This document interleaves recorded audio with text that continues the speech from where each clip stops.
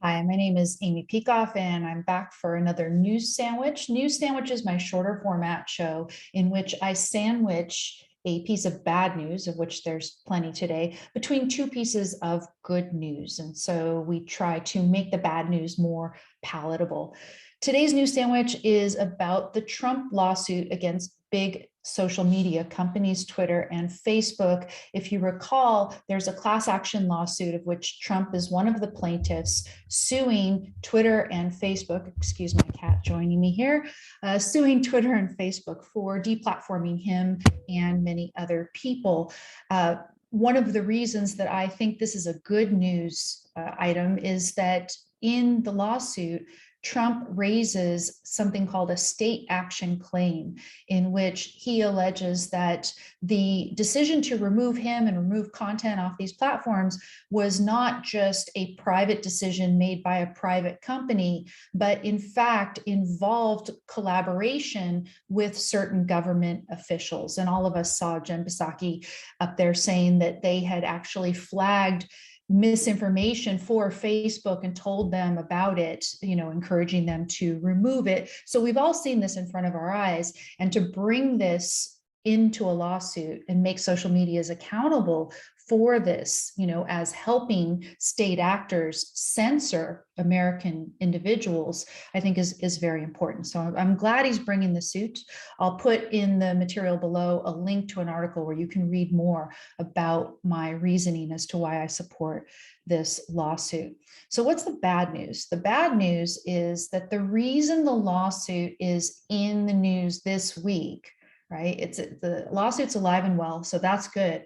But the bad news is that the reason it's there is because the Justice Department is intervening. And if you read the USA Today story, again, I'll put the link in the material below for you to check it out. The USA Today story tells us that the reason the government is intervening is to defend the constitutionality of Section 230. To say that it's constitutional. Now, I think this is bad news in the sense that the Trump legal team did actually call into question the constitutionality of Section 230 itself.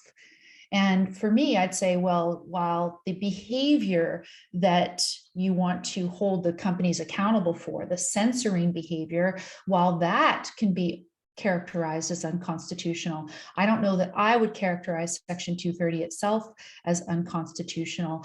And in arguing that, the Trump legal team has opened the door for this very sort of intervention, right? Joe Biden's on the record questioning whether Section 230 should even be on the books, but whether Section 230 is constitutional is something that would be more controversial. And I don't know that I would have opened that door myself. I'm open to arguments about that. Feel free to put them in the comments. But what it has done is it's opened the door for the Department of Justice to intervene and to put government resources into challenging Trump and the co-litigants who have, more limited resources at their disposal. So that's the bad news.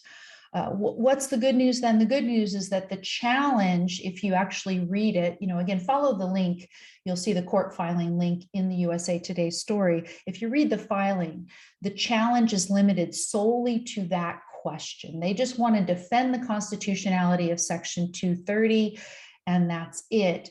So technically, they're not supposed to come in and start talking about the constitutionality of the censoring behavior itself, which really is the main point at issue. And so hopefully those claims will still go forward. And we're going to just keep following this case and looking for more news about it. So that's all I have to say today.